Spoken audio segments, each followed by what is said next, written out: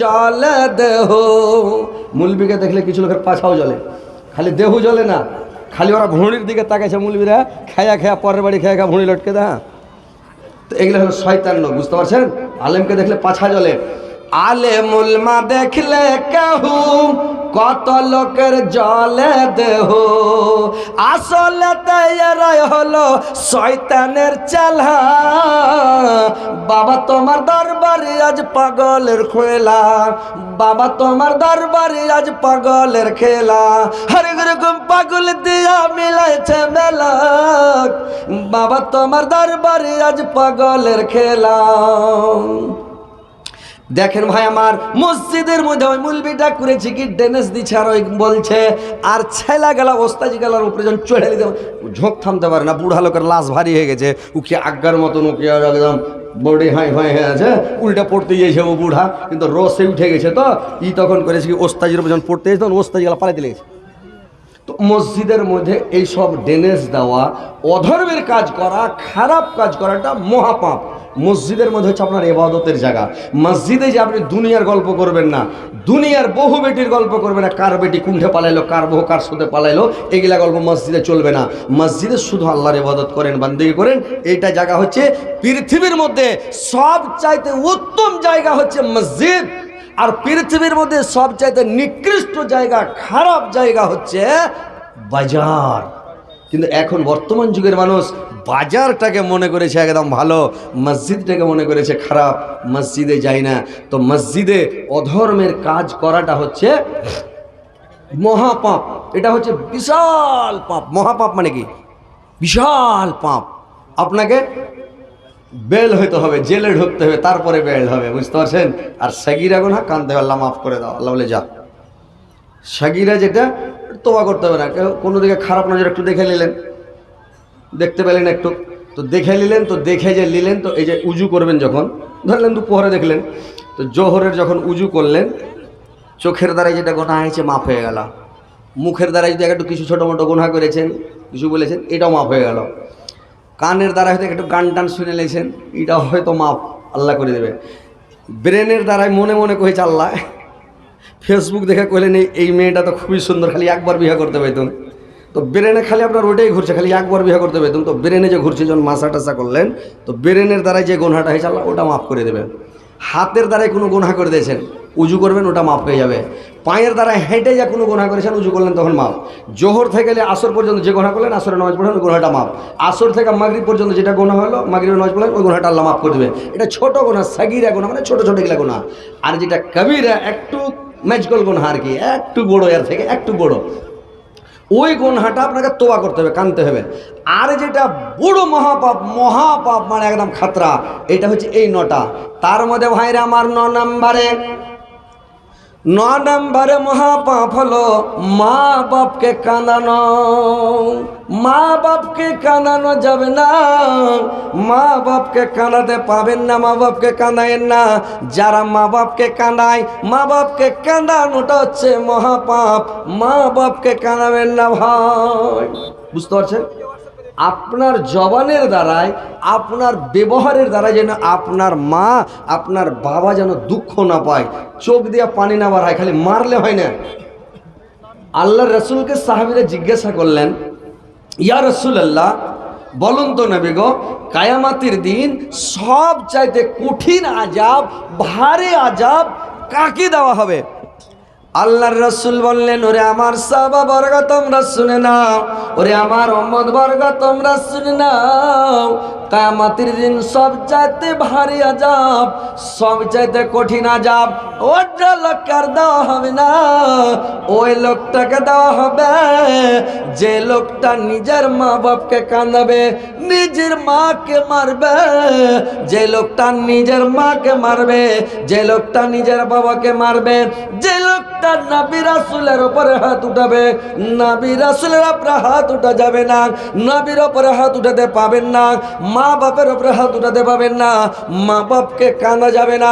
ভাইরা আমার, মা বাপকে আপনি কাঁদাবেন না, আপনার ব্যবহারের দ্বারা যেন আপনার মার চোখ দিয়ে পানি না বের হয়, বুঝতে পারছেন? মা বাপকে যদি কাঁদান এটা হচ্ছে মহাপাপ, বিশাল বড় গুনাহ। আল্লাহর রাসূল বললেন যারা মা বাপকে কাঁদাবে ওরা, এটা হচ্ছে মহাপাপ। কিয়ামতের দিন 9 লাখটার সমান ভারী আযাব, আর পৃথিবীতে কাউকে দেওয়া হবে না। তোমরা মা বাপকে কাঁদাবে না। ওই লোকটা যারা মাকে কাঁদাবে, বাপকে কাঁদাবে, বাবার উপরে হাত উঠাবে, মার উপরে হাত উঠাবে, সিনা ফুলিয়া খাড়া হবে, খেখড় মারবে, মা বাপকে চোখ দেখাবে। খবরদার ভাই আমার, মা বাপকে চোখ দেখে কথা বলবেন না, মাকে খেখড় মেরে কথা বলবেন না, বাপকে জামানির গরম দেখাবেন না, রক্তর গরম দেখে বাবার সামনে সিনা ফুলিয়া দাঁড়িয়ে যাবেন না। কত লোক আছে বলে এই তো দেখি বাপকে কইছে এই তো, বুঝতে পারছেন? এগুলা করতে হবে, বাপের সামনে এগুলা করতে হবে। তোমার বাপ তোমাকে খাইটা কামিয়া কোদল কপিয়া সাইড খাইটা দাদন খাইটা রিক্সা চালিয়া মাটি খাইটা তোমাকে খিলাইছে, নিজে খায়নি, তোমাকে সে বাঙুর বেদানা মাছ মাংস কত সুন্দর করে তোমাকে খিলালছে। আমার বেটা শক্তিশালী হবে, আমার বেটা জোরগার হবে, আমার বেটা বড় হবে, তাড়াতাড়ি বড় হবে। বেটা বাপ মা কোনোদিন জানে যে হার বেটা আমার দুশ্মন হবে? জানে যে ভাই যখন ছেলে পিলা মানুষ করে ও বুঝতে পারে যে দুশ্মন হবে আমার বেটা আমাকে বাপ বলবে না। জানে পৃথিবীর কোনো মানুষ এটা ভাবতে পেরেছে আমার বেটা আমাকে বাপ বলবে না? মা জানে যে আমাকে মা বলবে না? জানে না? না তো এত আদর করতো না, বুঝতে পারলেন? সবাই শ্বশুর শাশুড়িকে দেখে না, কিন্তু নিজের বেটাকে লুকে লুকে খিলেছে। খা বেটা, খা ধন, খা রে বেটা, খাইয়ে যা বেটা। ওরে বাপরে, আমাদের এলাকাতে একটা লোক আছে, বাপের একটা বেটা ওকে বলছে তুই হারে একটা ছেলে খা না রে বেটা, তুই হারে একটা বেটা খাবি না তো কে খাবে রে বেটা, খা বেটা। তো তোর একটা তাহলে কি দুনিয়াটা খেয়ে নেবে নাকি? হ্যাঁ, বোকার মতন কথাবার্তা খেবে তো দুনিয়াটাকে, ওকে একটা বেটা তাহলে দুনিয়াটা খেলিয়ে দেবো, খা বেটা। মানে একটা বেটা তাহলে কি করছে, ওকে বিসলেরি পানিতে গোসল করেছে। ঠান্ডার সিজন এখন 4টা করে ডিম, দেশি মুরগির ডিম সিজে সিজে খেলেছে বেটা। আঙুর বেদানা খিসমিসের ওকে মানে টিফিন করছে। খিলাও না, যেদিন গরম হবে হ্যাঁকড়া বডি উঠবে বেটা, যেদিন কল্লা মোটা হয়ে যাবে ধরবে বাপকার উঠিয়া কাঁড়ি ঠাঠা করে যখন দিবে না সেদিন হেরে বেটা, বুঝতে পারলেন? বেশি খিলেতে যান না, বেশি আদর করতে যান না, মানুষ করেন, মানুষ করার মতন করেন। আর বাপ মার সামনে মাস্তানি দেখেন না, জওয়ানির গরম দেখেন না ভাই। বাপের সামনে বাপ কষ্ট করে মানুষ করেছে, যে ছেলে মানুষ করে ও নিজে জানে। আপনি মানুষ করছেন, আপনি বুঝবেন। আমি আমার ছেলে মানুষ করেছি তো আমার বাপ তো আমাকে মানুষ করেছে, আমার বাপকে আমার দাদু মানুষ করেছে। এটা জেনে নিতে হবে যে আমি যেমন কষ্ট করে আমি মানুষ করছি, আমার বাপ মা আমাকে কষ্ট করে মানুষ করেছে। আহা, তো এই জিনিসটা মনে রেখে জাওয়ানির গরম দেখাবেন না। আল্লাহর নবী বললেন কিয়ামতের দিন সব চাইতে ভারী আযাব, কঠিন আযাব ওই লোকটাকে দেওয়া হবে, ওই লোকটাকে দেওয়া হবে কঠিন আযাব, ভারী আযাব। ওই লোকটাকে দিবে যে লোকটা বাপ মার উপরে হাত উঠাবে, নবী রাসূলের উপরে হাত উঠাবে। আল্লাহর নবী যখন মেরাজে গিয়েছিলেন রে ভাই, মেরাজে যাওয়ার পরে আল্লাহর রাসূল দেখলেন একটা লোককে খুবই তেজ আগুনে, খুবই চোখা আগুনে লোকটা পুড়ছে, সারা শরীর বসন্ত রোগের মতো বড় বড় ফোঁসা নিয়ে, সারা শরীর একেবারে ফোঁসা নিয়ে নিয়েছে। লোকটার দিকে তাকা যায় না, লোকটার শরীরে ফোঁসা নিয়েছে। লোকটা জাহান্নামে বাপরে বাড়ি করে খালি গড়াগড়ি করছে, চিল্লা চিল্লি করছে। লোকটা খুবই তেজ আগুনের মধ্যে আছে। আল্লাহর নবী জিবরাইলকে জিজ্ঞাসা করলেন, হ্যাঁ জিবরাইল বলুন তো এই লোকটা পৃথিবীতে এমন কি পাপ করেছে যে আল্লাহ একে এত বড় সাজা দিয়েছে? এই লোকটার মতন সাজা কোনো মানুষকে আমি জাহান্নামে দেখতে পেলাম না। জিবরাইল বললেন, শুনেন নবী গো, এই লোকটা আপনার উম্মতের মধ্যে কারগো নবী। এই লোকটা পৃথিবীতে নিজের বাপ মার উপরে হাত উঠিয়েছিল, মাকে মেরেছিল, বাপকে মেরেছিল, বাপকে মাকে জামানির গরম দেখিয়েছিল, মাস্তানি দেখিয়েছিল। এই কারণে আল্লাহকে সব চাইতে ভারী আযাব, কঠিন আযাব জাহান্নামে দিয়েছে। তো ভাইরে আমার, বাপ মার সামনে সিনা ফুলাবেন না, খ্যাঁকুড় মারবেন না, চোখ মুখ দেখাবেন না, মাথা নিচু করে নম্রতা স্বীকার করে একবারে নম্রভাবে নরমভাবে এমনভাবে কথা বলবেন যেন আপনি অসুস্থ মানুষ, বিমারি মানুষের মতন বাপের সাথে কথা বলেন, বিমারি মানুষের সামনে মার সামনে কথা বলেন। এক এক জায়গায় যাচ্ছি ভাই, এক এক জায়গায় জালসা করতে যাচ্ছি, প্রত্যেক দিন তো বাইরেই থাকছি, সারা দুনিয়া ঘুরছি, ঝাড়খণ্ড, বিহার, বাঙ্গাল, বাংলাদেশ, ইন্ডিয়া, নেপাল, এতগুলা জায়গায় ঘুরছি। এক এক জায়গায় ছেলেপিলের দিক দেখে মন ভরে গেছে, বুঝতে পারছেন? বাপের সামনে কথা বলছে এত সুন্দর করে, এত মিষ্টি করে। মালদাতে এক জায়গায় জালসা করতে গেছিলাম, তো লোকটার একটাই বেটা, তো একটাই বেটা, ওর নাম ফের রেখেছে ইসমাইল। ইসমাইল নাম রেখেছে, তো ইসমাইল নবীর যেরকম ব্যবহার, ছেলেটার ওরকম ব্যবহার, মানে ফেরেশতার মতন লাগছে, গোটাই ফেরেশতার মতন, মানে যেটাই কাজকর্ম করছে এত ভালো, এত সুন্দর যে বলার শেষ নাই, বুঝতে পারছেন? তো কথা হচ্ছে ছেলেপিলাকে একটু মানুষও করতে হবে একটু ভালো করে, জি ভাই। আর ছেলেপিলাকে যদি মানুষ ভালো করে না করেন তো ওই ছেলেপিলাও বদমাশ হবে। তো কথা হচ্ছে যে ভাই, মা বাপের সামনে কথা বলবেন অসুস্থ মানুষের মতন নরম হয়ে শান্তিভাবে। আব্বা কি বলছিলেন? মা কি কহেছ? কি কহেছিলাম? মা একদম আস্তে শান্তভাবে, মা বাজার যেতে হবে নাকি? মা কি? আব্বা বাজার যেতে হবে নাকি? তরকারি টরকারি নিতে হবে নাকি? একদম শান্তিভাবে আস্তে কথা বলেন, ঠাকুর করে কথা বলেন। ওখানে যা হাট যেতে হবে নাকি? বাজার করে দিয়ে যাবে নাকি? খ্যাঁকড় মেরা ঝেনমেন করে রাগ দেখিয়ে কথা বলেন, শান্তিভাবে বলেন। তো এইভাবে এই 9টা পাপ হয়েছে, মানে মহাপাপ। এই 9টা পাপ থেকে বাঁচবেন। লোকটা ভাইরে আমার, বন্ধুরে আমার, ওই লোকটা এর মানে 99টা কাতল করে দেওয়ার পরে আল্লাহর সামনে দাঁড়াতে যখন ভয় পেয়েছে, লোকটা যখন ভয় পেয়েছে আল্লাহর সামনে দাঁড়াতে, এই লোকটা করেছে কিরে ভাই, একটা ওরকম ছোটখাটো মুলবির কাছে সব মুলবি এক সমান নয়, সব মুলবি এক সমান নয় রে ভাই। তো সব মুলবি এক সমান নয়, তো সব মুলবি যখন এক সমান নয়, এবার ওকে যখন জিজ্ঞাসা করেছে যে মানে আমি 99টা মার্ডার করে দিয়েছি, 99টা কাতাল করে দিয়েছি, তো 99টা যে কাতাল করে দিয়েছি আমার গুনাহ মাফ হবে কিনা? তো এই মুলবিটাও তো ফতোয়া জানা নাই, ই বলছেন না ভাই মাফ হবে না, মানে কাতাল করা মেরে ফেলাটা মহাপাপ, বললেন না ক্ষমা হবে না।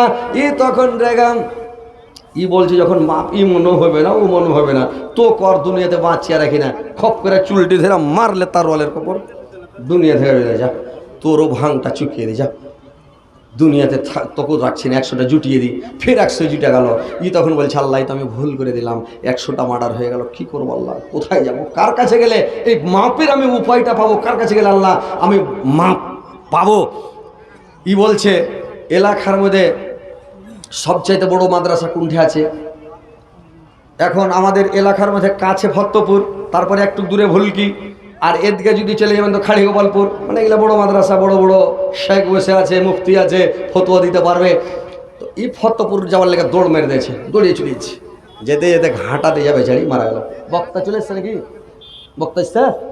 বক্তা নিয়ে আসেন না আপনারা? যে হ্যাঁ, ও সাইড আছে, আচ্ছা আচ্ছা ঠিক, থামেন। তো এইবার লোকটা যখন মারা গেল, লোকটা রাস্তা দিয়ে মারা গেল, জাহান্নামের ফেরেশতা টানাটানি করছে, জান্নাতেরও ফেরেশতা টানাটানি করছে। জাহান্নামের ফেরেশতা যে জাহান্নামে ভরবো, জান্নাতের ফেরেশতা বলছে জাহান্নামে নিয়ে যাবো। জান্নাত আর জাহান্নামের ফেরেশতা সে টানাটানি শুরু করেছে। এবার টেনশন লেগে গেল। আল্লাহ বললো যে দেখো তোমরা রাস্তাটা মাপো, কোনকে বেশি। এবার মাপতে মাপতে দেখছে লোকটা যখন মরার লেগা পড়ে গেছে, তো পড়ে যা গোড় পাড়তে পারতে আধা তাকিয়ে গেছে। তো মাদ্রাসা থেকে আধা কাছে, এখান থেকে যে খোররা থেকে যেতে লেগেছে, এই খোররা থেকে যেতে যেতে ফত্তপুর মনে করেন আধা তাকিয়ে গেছে মাদ্রাসার দিকে। তো এবার আল্লাহ বললো জান্নাতের ফেরেশতাকে তোমরা নিয়ে যাও, জান্নাতে ভরে দাও। তো কথা হচ্ছে ভাই, আপনি যতই মহাপাপ করেন, যতই পাপ করেন, যতই পাপ করেন পৃথিবীতে, যতই বড় পাপ করেন, খালি আল্লাহর কাছে গিড়গিড়ার মসজিদে যান, রাতের 2টার পরে, 12টার পরে, 2টা 2:30 3টার দিকে যান, 2 রাকাত সুন্দর করে উজু করবেন, উজু করার পর 2 রাকাত নামাজ পড়বেন, হাত উঠেলে গিড়গিড়াতে লাগেন, কানতে লাগেন, মনে মনে ঘুন ঘুন করে কানেন, আর আল্লাহর কাছে চাইন আল্লাহ আমি পাপ করে দিয়েছি, ভুল করে দিয়েছি। যত বড় পাপ করেন আল্লাহর কাছে বড় পাপ নয়, কিন্তু একটাই পাপ আল্লাহর কাছে সবচাইতে বড়, এটা পাপ আল্লাহ জীবনে ক্ষমা করবে না। কোনটা জানেন? যদি টাকনুর নিচে কাপড় পিনেন, পায়ের কাঠ খুঁড়ে ঢেকে ফুল প্যান্ট পিনবেন, তহমন পিনবেন, এইটা আল্লাহ ক্ষমাই করবে না একবারে। কড়া হাদিস, একেবারে খুব খাতারনাক হাদিস। এইটাকে ক্ষমা করবে না। আপনি অন্য অন্য যত পাপ করেন, যত বড় গুনাহ করেন, আল্লাহ বলছে আমার কাছে পাপ কি, আমি যদি ইচ্ছা করে সবকে ক্ষমা করে ওকে জান্নাতে ভরে দেবো। তো কথা হচ্ছে ভাই, যাক আলহামদুলিল্লাহ, অনেক কথা বললাম, আপনারা এসে জমা হয়ে গেছেন সভা ভর্তি। ইনশাল্লাহ আমি এলাকার বক্তা, গ্রামেরই বক্তা মনে করেন। তো যাক আলহামদুলিল্লাহ, অনেক কথা বললাম। একটা গাজাল বলে দিছি, ছেড়ে দিছি। কই আফতাব কই? তো কথা হচ্ছে একটা গাজাল বলবো, ছেড়ে দেবো, সময় আমার শেষ হতে যাচ্ছে।